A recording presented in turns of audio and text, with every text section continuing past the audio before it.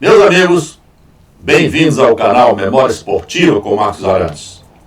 Nesta edição, nós vamos dar continuidade à série Goleiros Históricos, falando de Manga, goleiro que defendeu todos esses clubes que estão aqui atrás e também a seleção brasileira. Mas antes de iniciarmos o nosso assunto, eu os convido a se inscreverem no canal, clicando naquele botãozinho que está ali no canto. Aquele botãozinho aparece quando o celular estiver assim na horizontal. Mas se preferirem, podem clicar também aqui embaixo no botão inscrever-se. Depois cliquem no sininho que vai aparecer para vocês receberem notificações dos próximos vídeos. E não se esqueçam também daquele like que é muito importante para o canal. Tá bom? Vamos então ver o vídeo.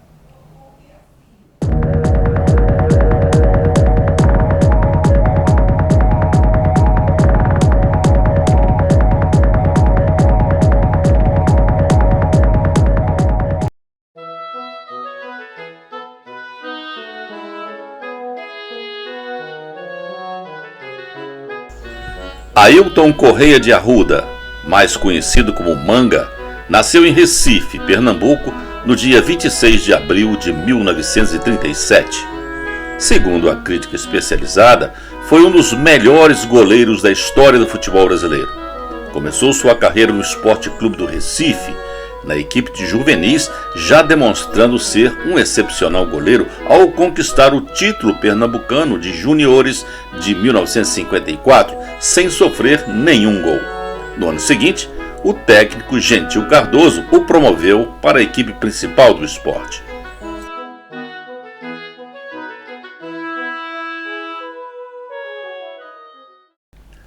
Em 1955, aos 18 anos de idade, Manga estreou na equipe principal do esporte, em um amistoso contra o Náutico na Ilha do Retiro, substituindo o goleiro Carijó durante a partida. Somente em 1956, no ano seguinte, defenderia o gol rubro-negro pela segunda vez, novamente substituindo o goleiro Carijó em uma partida amistosa contra o Fluminense de Feira, na Ilha do Retiro. Foi durante a excursão do esporte à Europa e ao Oriente Médio em 1957 que Manga começou a se firmar como goleiro titular da equipe. Nessa excursão, revezou no gol com outros dois grandes goleiros, o Carijó e o Oswaldo Baliza, que depois seria goleiro do Botafogo. Após as boas apresentações na excursão, tornou-se titular absoluto, status que perduraria até a sua saída do clube. Por suas boas atuações no esporte, foi comparado ao então goleiro do Santos, Manga, e herdou dele o apelido. No ano seguinte, 1958, conquistou seu primeiro e único título pelo esporte, que era comandado pelo argentino Dante Bianchi, o campeonato pernambucano. Em 1959, Manga se despediria da Ilha do Retiro.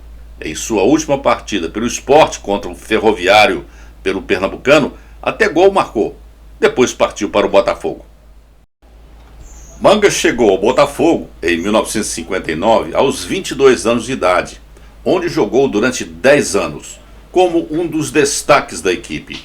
Às vezes chegava a irreverência ao provocar o rival Flamengo, dizendo que em jogos contra o rubro-negro gastava adiantadamente o valor da premiação pela vitória, que era chamado na época de bicho. Tamanha era sua certeza da vitória alvinegra. Dizia sempre aquela frase característica: o leite das crianças já estava garantido. Para muitos críticos, foi ele o maior goleiro da história do Botafogo. Era veloz na reposição de bola e ágil debaixo das traves. Fez muitos milagres pelo Glorioso que lhe valeram várias convocações para a seleção brasileira. Pelo Botafogo, Manga foi campeão de 4 campeonatos cariocas, os de 1961, 62, 67 e 68. Conquistou ainda 3 torneios Rio-São Paulo, 1962, 64 e 65. O torneio Intercontinental de Paris em 1963 e mais 10 torneios amistosos internacionais. Era uma época em que não era comum os goleiros usarem luvas e Manga, muito mais pelo seu estilo arrojado, teve as mãos deformadas devido a tanto trabalho. Após 442 jogos defendendo o gol alvinegro, chega ao fim o período de Manga do Botafogo, quando foi vendido para o Nacional do Uruguai, ainda em 1968. Manga chegou ao Uruguai meio a contragosto. Seu desejo era continuar no Brasil e já tinha se programado para ir para o Atlético Mineiro, mas a transação acabou não evoluindo e lá foi ele para o clube uruguaio. Manga teve uma passagem gloriosa nos 6 anos que jogou pelo Nacional, conquistando os títulos mais importantes de sua carreira. Conquistou por 4 vezes o título de campeão uruguaio em 1969, 1970, 71 e 72. Com relação aos títulos internacionais, em 1971 foi campeão da Copa Libertadores da América ao derrotar na final o clube argentino Estudiantes de La Plata. E neste mesmo ano, Manga conquista seu título mais importante, o da Copa Intercontinental de Clubes, na final contra o Panathinaikos da Grécia. Na época, era considerado um Mundial de Clubes, embora não houvesse a chancela da FIFA. Em 1972, outro título internacional, quando o Nacional venceu a Copa Interamericana, derrotando o mexicano Cruz Azul, sendo o único clube uruguaio a ter esse troféu. Manga jogou no Uruguai até 1974, quando retornou ao Brasil para jogar pelo Internacional de Porto Alegre. Em 1974, Manga chega ao Internacional para uma curta temporada de cerca de 3 anos e mais títulos importantes na carreira. No Colorado Gaúcho, Manga acabou se tornando um dos maiores ídolos da torcida da história do clube. Foi tricampeão estadual em 1974, 75 e 76. Em 1975 foi campeão brasileiro, com a excelente equipe do Inter que tinha Elias Figueroa, Falcão, Flávio, Paulo César Carpegiani e outros. Enfrentou na final a também poderosa equipe do Cruzeiro. Antes da final, Manga estava com 2 dedos da mão quebrados, mas tirou o gesso e foi para o jogo. Na segunda partida, que o Inter sagrou-se campeão com um gol de Figueroa, Manga fez a defesa que considera a mais difícil da carreira. Um chute forte disparado pelo lateral direito Nelinho do Cruzeiro. Em 1976 veio o bicampeonato brasileiro, desta vez conquistado nas finais contra o Corinthians. Neste ano, Internacional e Cruzeiro eram as 2 equipes mais destacadas do futebol brasileiro e foram as representantes do Brasil na Taça Libertadores da América. Fizeram 2 jogos na fase de grupos, que foi um reencontro após as finais do Brasileirão de 1975. O primeiro jogo foi no Mineirão. Foi uma partida épica, com 2 equipes aguerridas, com lances espetaculares, um dos melhores jogos de toda a história do futebol brasileiro e, sem dúvida, o melhor do Mineirão até os dias de hoje. O placar final dá a exata dimensão desse jogo: Cruzeiro 5, Internacional 4.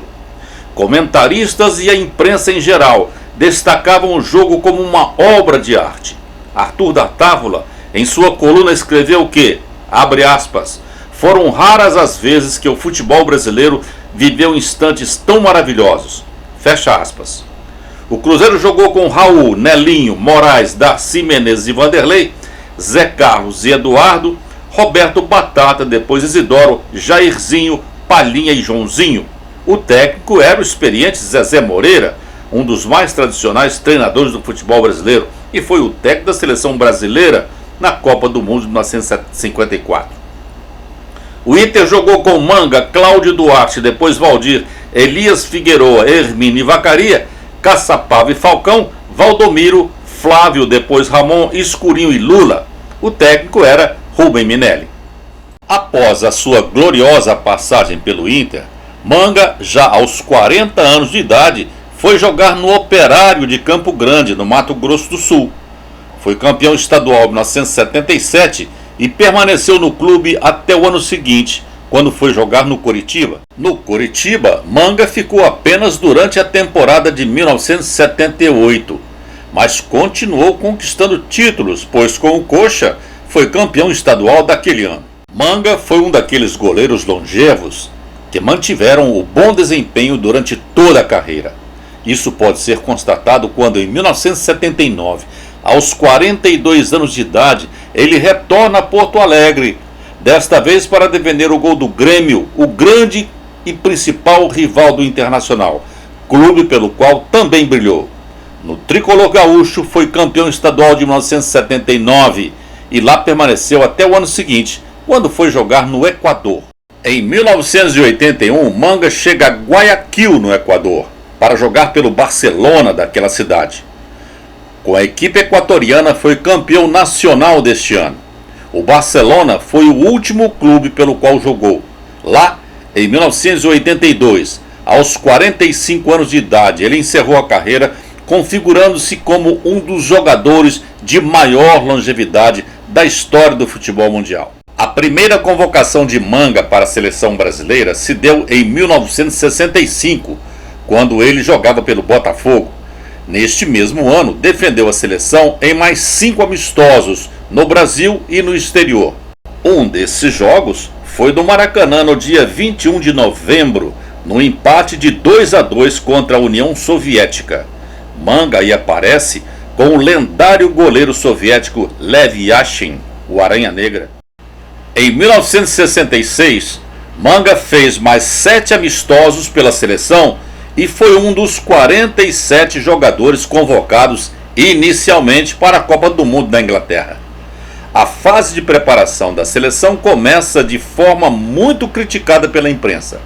Feola convocou um número excessivo de jogadores. Os 47 convocados formariam 4 seleções e deles seria o grupo definitivo que iria para a Inglaterra. Dos 5 goleiros convocados, Fábio do São Paulo, Gilmar do Santos, Manga do Botafogo, o Birajara Mota do Bangu e Valdir do Palmeiras, Gilmar e Manga foram os selecionados para seguirem para a Inglaterra. A preparação, que começou muito criticada, antecedeu a um dos piores desempenhos da seleção nas Copas, que, apesar de chegar como favorita, acabou sendo precocemente eliminada ainda na fase inicial, no grupo 3, quando ganhamos a partida inicial da Bulgária por 2-0 e perdemos as 2 outras para a Hungria e Portugal por 3-1. Manga jogou apenas uma partida, quando substituiu Gilmar neste jogo contra Portugal. Em 1967, Manga jogaria a sua última partida pela seleção brasileira em um amistoso contra o Chile, em Santiago, vencido pelo Brasil por 1-0. Após encerrar a carreira como goleiro, Manga continuou no Equador, exercendo a função de treinador de goleiros no Deportivo Quito, LDU de Quito e Barcelona de Guayaquil. Após a longa passagem pelo Equador, voltou ao Brasil e em 1º de maio de 2010 começou a trabalhar no Internacional de Porto Alegre para coordenar a preparação de goleiros das categorias de base do Colorado e ser uma espécie de embaixador, representando o time gaúcho em inúmeros eventos, onde permaneceu até março de 2012 e foi morar com a esposa em Miami. A partir daí, Manga começou a enfrentar problemas de saúde. Foi morar em Montevidéu, onde fez tratamento de saúde amparado por torcedores do Nacional. Depois retornou ao Brasil, ainda com problemas de saúde e também dificuldades financeiras. E desde 2020 passou a residir com sua esposa no Retiro dos Artistas, em Jacarepaguá, onde vive amparado até hoje, aos 88 anos de idade. Manga será sempre lembrado como um dos maiores jogadores do futebol brasileiro. Foi detentor da bola de prata em 1976 e 1978. Em 2004, foi escolhido como goleiro do time do século do Botafogo. Foi eleito pela Federação Internacional de História e Estatística do Futebol como o 15º melhor goleiro de futebol do século XX na América do Sul e o 4º melhor goleiro de futebol no século XX no Brasil. E assim, meus amigos, chegamos ao final de mais um vídeo aqui no canal Memória Esportiva com Marcos Arantes. Aqueles que ainda não se inscreveram, O botãozinho ainda está ali. Cliquem lá, se inscrevam no canal, ou se preferirem, cliquem aqui embaixo no botão inscrever-se. E não se esqueçam de depois acionar o sininho que vai aparecer, para que vocês recebam todas as notificações dos próximos vídeos que virão. Ok? E aquele like também, que é muito importante para o canal. E continuem assistindo aos vídeos do canal através desses 2 links que estão aparecendo ou vão aparecer aqui do lado. E eu os convido também a visitarem depois o conteúdo do canal, para que vocês possam conhecer todos os vídeos já publicados aqui até o presente momento. Um forte abraço a todos, muito obrigado pela atenção e até o próximo vídeo.